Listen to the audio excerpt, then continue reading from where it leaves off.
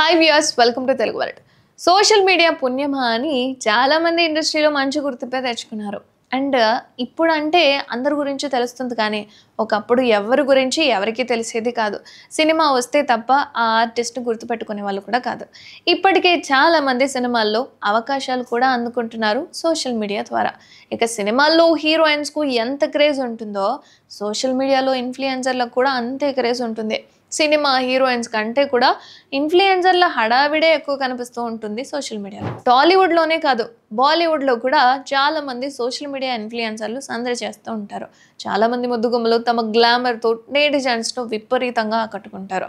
అలాంటి వారిలో ఈ ముద్దుగుమ్మ కూడా ఒకరు. అయితే ఈ అమ్మడు సోషల్ మీడియాలో రీల్స్తో పాటు పలు యాడ్స్, ప్రమోషన్స్ కూడా అద్భుతంగా చేస్తుంది. అయితే ఈ అమ్మడు సోషల్ మీడియాలో ఫాలో అయ్యేవారు చాలామంది ఉన్నారు. అయితే ఈ మధ్య చాలామంది సోషల్ మీడియా ద్వారా కూడా డబ్బులు సంపాదిస్తున్నారు.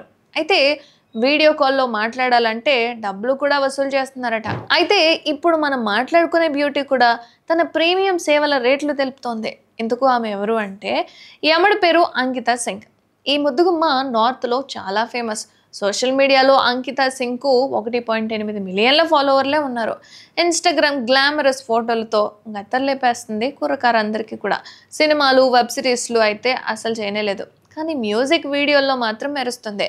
తాజాగా ఓ ఇంటర్వ్యూలో అంకిత సింగ్ మాట్లాడుతూ తన అభిమాని ఓ యాప్ ద్వారా తనకు వీడియో కాల్ చేసి తిట్టమని చెప్పాడని, అందుకుగాను 35,000 పంపించాడని చెప్పుకొచ్చింది. అయితే అలాగే అంకిత సింగ్ ప్రీమియం సేవల రేట్ల గురించి కూడా చెప్పింది. ఒక యాప్ ద్వారా తనతో 5 నుంచి 10 నిమిషాలు చాటింగ్ చేయాలంటే 15,000 నుంచి 20,000 వరకు డబ్బులు పే చేయాలట. అదేవిధంగా వీడియో కాల్ చేసి మాట్లాడాలంటే 30,000 కంటే ఎక్కువ పే చేయాలట. అండ్ 3 లక్షలు ఇస్తే నెంబర్ కూడా ఇస్తుందట ఈ అమ్మడు.